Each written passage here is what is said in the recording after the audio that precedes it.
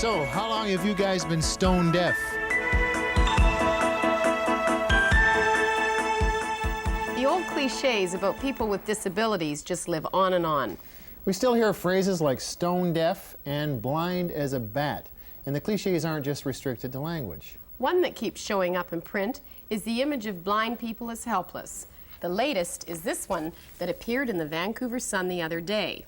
Again, if you spot anything like this, let us know. You're watching DNet, the Disability Network. I'm Susan Pettit. And I'm Joe Coughlin.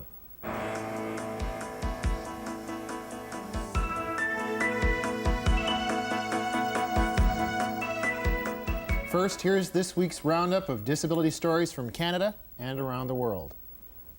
Israel's effort to suppress the Palestinian uprising has resulted in large numbers of disabled Palestinian children. This according to Professor James Graff of the University of Toronto. Graff, who is himself disabled, prepared a detailed report for the Toronto-based Near East Cultural and Educational Foundation. According to Graff, approximately 25 to 31,000 children have been injured by Israeli Defense Forces.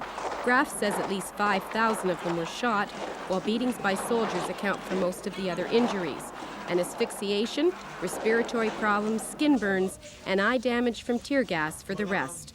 The net effect has been a dramatic increase in the number of permanently disabled children. Rubber bullets, he says, are responsible for many of the injuries. They can actually penetrate. There was an 18-month-old girl very early in Intifada who was shot at a distance of perhaps 3 meters, and the bullet like this went into a large inner palate and caused very serious damage. We brought a 3.5-year-old girl who had been shot with one of these. Her right eye had been shot out.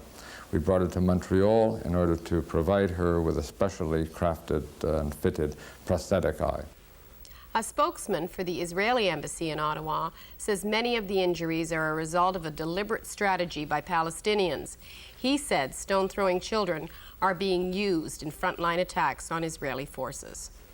The Quebec government is under fire for its disabled hiring policies. Parti Québécois critic Denis Lazur told a legislative committee that the hiring of disabled persons in the public service has failed miserably. Lazur says that between 1987 and 1990, the number of disabled workers declined. They now make up only 0.75% of the workforce. This despite a target of 2% set back in 1984. Ottawa has consistently failed to entrench the rights of disabled persons in the workplace because it fears gay rights activists. That's the contention of Bruce Halliday, chairman of the parliamentary committee that deals with disability issues. Halliday says the government is stonewalling because parliamentary rules would require the entire Human Rights Act to be opened up for debate. Opening the act would provide an opportunity for supporters of homosexual rights to fight for inclusion of those rights in the act. The National Aboriginal Network on Disability was formally launched last week in Victoria, British Columbia. DNet was there. The statistics are shocking. Native Canadians are twice as likely to be physically disabled as non-Native Canadians, and many Aboriginal peoples lack basic services.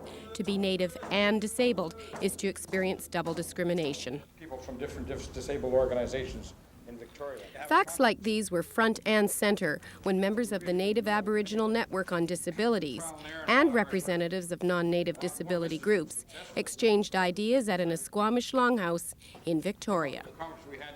The important messages that we have to other Native communities across Canada. Joanne Francis is the driving force behind the creation of the network. She set up the country's first disabled Native group on her home reserve in southern Ontario. She hopes the early struggles and success of her group will encourage other Aboriginal peoples with disabilities to join the fight for equal rights.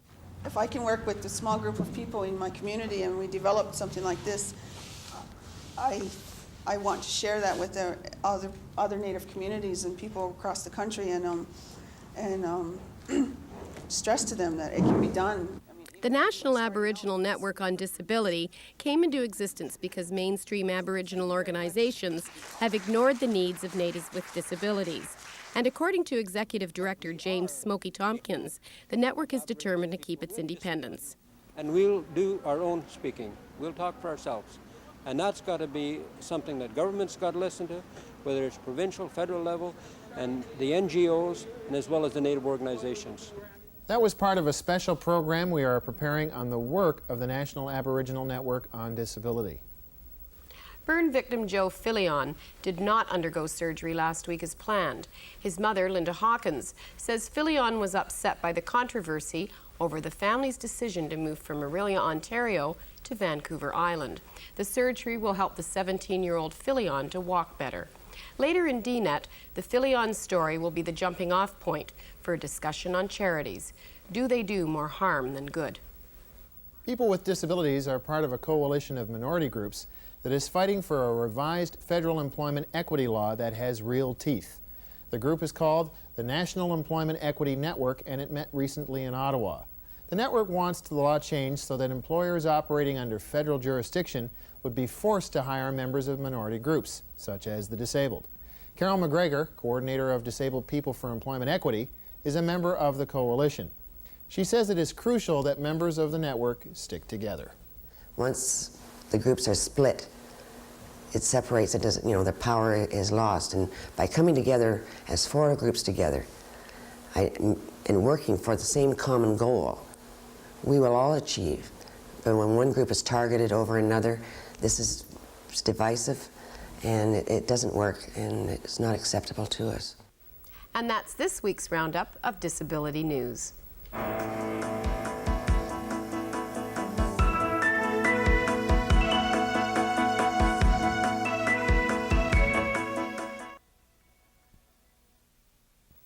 Our main story this week is about women with disabilities. Statistics Canada has released a report on disabled women. It compares how well they are doing in relation to disabled men and the non-disabled population in general. Women with disabilities are economically disadvantaged by being women and by being disabled, but each element appears to work independently. The report concludes that the combination of being a disabled woman does not double the economic disadvantage.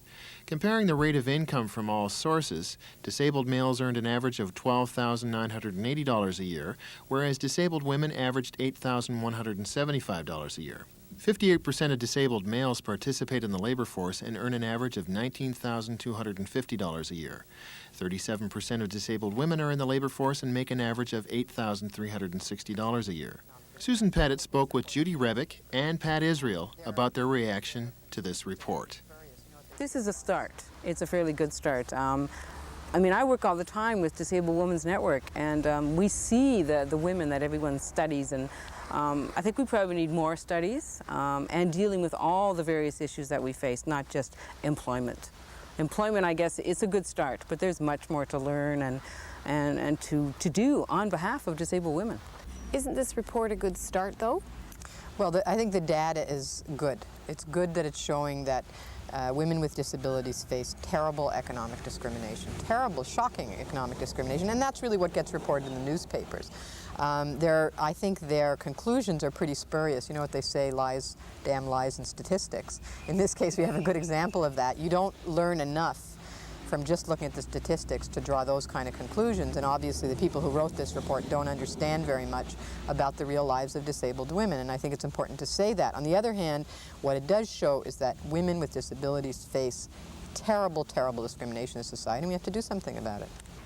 Do you think that the married status versus the single status affects disabled women? Well, they don't talk about it in this report, but a recent report that just came out on women in poverty that was put out by the National Welfare Council shows very clearly that it's single women who are suffering the most from poverty, and that, in fact, the majority of single-parent families headed by women are living below the poverty line, and I assume the same is true, if not more true, for women with disabilities. So I think that while this report doesn't look at the issue of family status, other reports, recent reports have, and certainly for single women, poverty is a much more serious problem. I'm thinking more of the woman who is now single, who was once married. She's older, and because of her age, has also become disabled. Well, as you see, the income levels go down as the age goes up in this report. So it's very clear that women, in general, older women, don't have adequate pensions and are living in terrible poverty because we don't have adequate pensions for women in this country. If you were able to make a recommendation to the people that put this report together, what would you want to see in the report? Well, I think they need to consult more with women's groups, specifically with Disabled Women's Network Canada. I think they have to listen to us, to what we're saying, because we live with a disability. And we have done studies which show similar results, but we know that the gender and disability do interact together. So if they're going to do future reports, talk directly to the consumers themselves. How about you? I think that that statistics alone do not tell the story, and if they want to draw political conclusions, then they should talk to the people who are living real lives, who are experiencing this discrimination, and modify their conclusions from talking with consumers, because statistics alone don't tell the story of people's actual lives. Thanks to both of you. You're very welcome.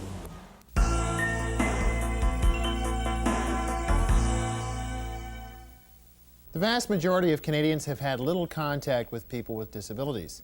The biggest obstacle is fear. What do I do? What do I say? Here with some timely advice is Sandra Carpenter. I guess my primary advice is to give them permission.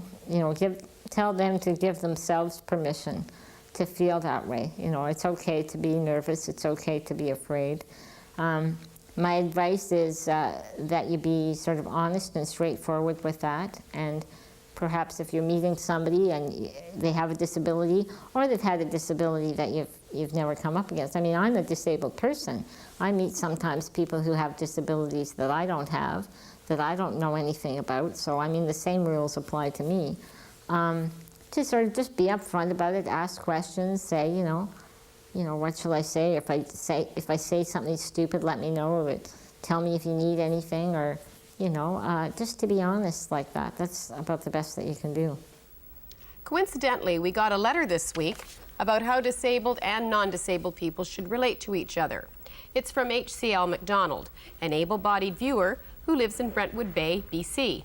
McDonald says disabled people should give others the opportunity to learn about their needs and when and how to help.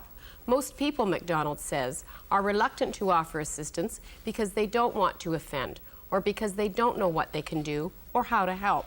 They're in unfamiliar territory and naturally aren't comfortable until they have a chance to learn. We'll have more letters from viewers at the end of the show.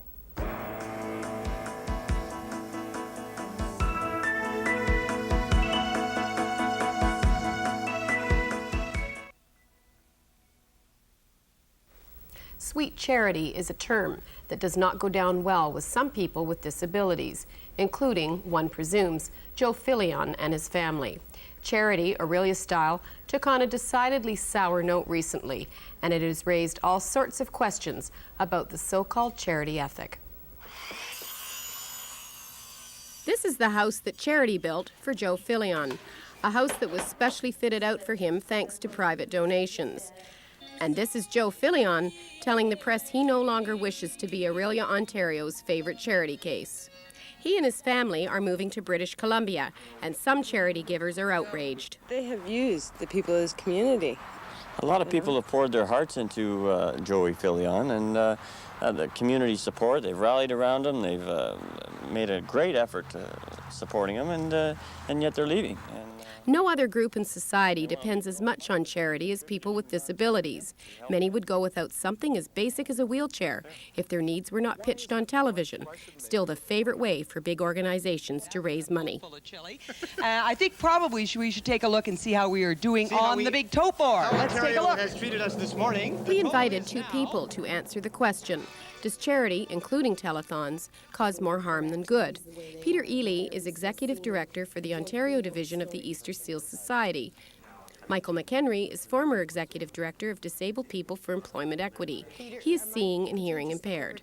Ely and McHenry have been following the Philion story and the ethical issues surrounding it.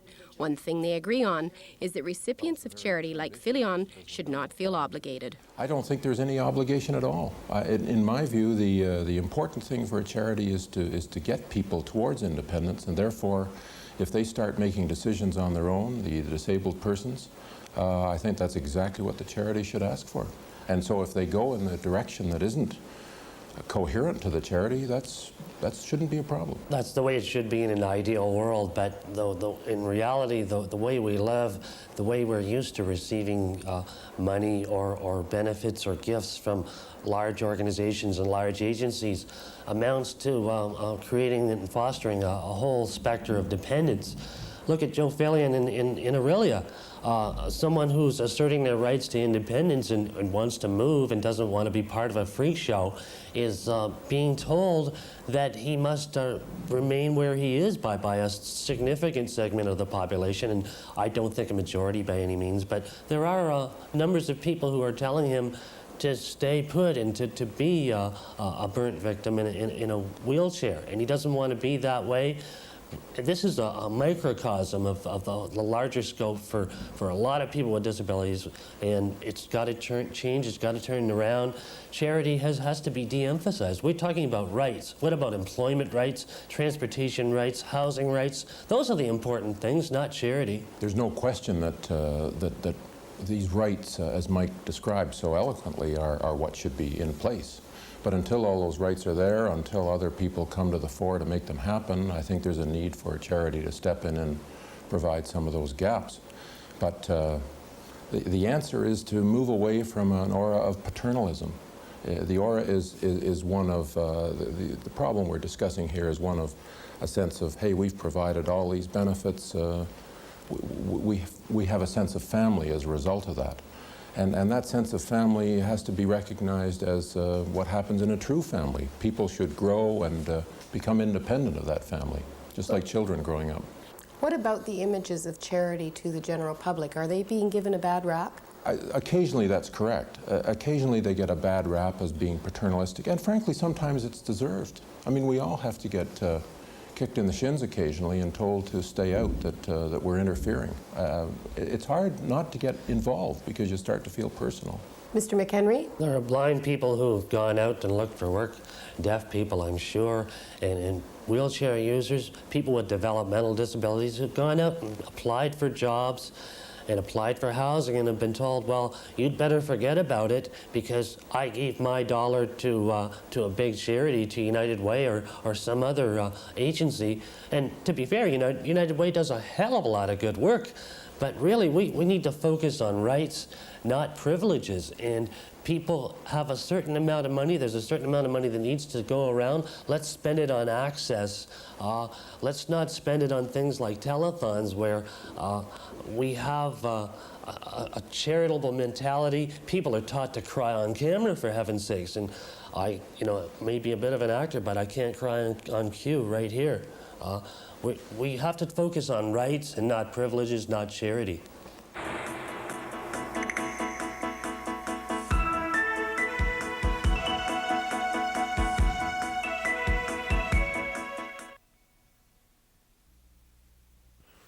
Rarely do you see people with disabilities holding down important media jobs in this country. Stephen Trumper is an exception. He is the managing editor of the influential Toronto Life magazine. Trumper has Arnold Chiari malformation. Bones in the neck fuse together and place pressure on vital nerves. In Trumper's case, it has left him with very little use of his left side. There are a lot of affirmative action programs out there today to help the disabled. I think that's a good thing. Whatever it takes to get people into the workplace is a good thing. I don't think when I started out 15 years ago that any attention was paid to that at all. It made it harder for me and other disabled people of my generation who had a glimpse of something more, that they could achieve more than would have been expected from previous generations. The frustrations are always your own to begin with, worrying whether or not there's a place for you in the world of work, and also convincing people that you can do the job and knowing if there's a place for you and whether or not you can excel, you just don't know. You have to come over more psychological barriers first than other people have to when they're starting out. That's what was tough. What advice would you give to others? Not worry about the disability so much. Just try and learn what the job is. the insecurity of the disability has to be surmounted first. How did you overcome that? Patience and just getting used to it and trying to do my best. Still takes a lot. What's the secret of your success? Hard work, trying not to think about being disabled too much. I have no tricks. I think when you're disabled and you're looking for work, when you're trying to map out a career, the openings you get are probably not usual. You follow what you're interested in, and it tends to lead you somewhere, and some days you just think, I can't do this, but you do. At least I have anyway, and I don't think I'll stop now. Susan, I noticed you were pushing Trumper at one point in his wheelchair. How come? Well, as a general rule of thumb, you shouldn't push someone in a wheelchair, but he asked and I obliged. And as a matter of courtesy, we should be aware of a person's choice in this situation. Both options are acceptable.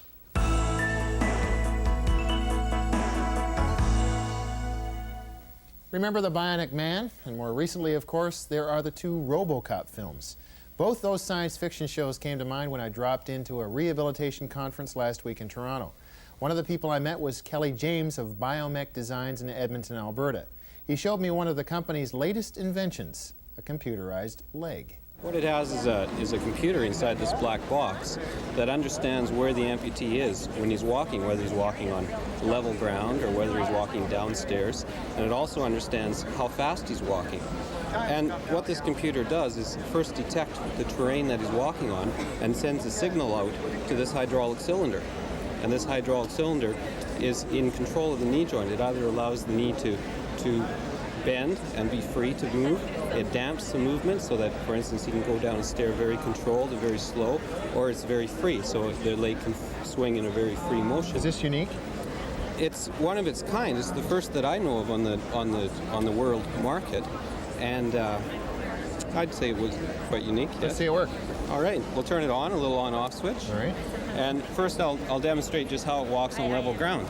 First there's a little knee bounce, and then swing face. So here I'll just take a step with it, knee bounce, swing face. And then if the person gets onto a stair, he can go down the stair. Initially there's a little lock to give him some security, and then it lets him down the stair. So we can go back up and do that again. So there's the lock, and then it lets him down, and then the lock and let him down, and then back to level walking. And as I say, it's speed dependent. It can walk very quickly, or it can walk very slowly. It's a leg with a brain. A leg with a brain. All right, thanks. A leg with a brain. You never know what'll turn up on this show. We'll keep you updated on the latest developments in technology throughout the season. We've received letters from across the country asking for information about technical items featured on earlier shows. We'll pass them on to our experts. And here's one of those letters asking for some information about the technology. I experience quadriplegia, and I am planning on building a home for myself in the near future. I need attendant care, and security is a paramount concern for me. A remote control front door opener was featured on your show. It seems to fit my needs quite nicely. Could you please send information on this system, or send the address of the distributor so I can follow it up? And that was from Anthony Garippi of Barrie, Ontario. We'll pass this letter along, Anthony. You can write to us at the Disability Network, CBC, Box 500, Station A, Toronto, M5W1E6. That's the Disability Network, CBC, Box 500, Station A, Toronto, M5W1E6. Or fax us at 975-5636.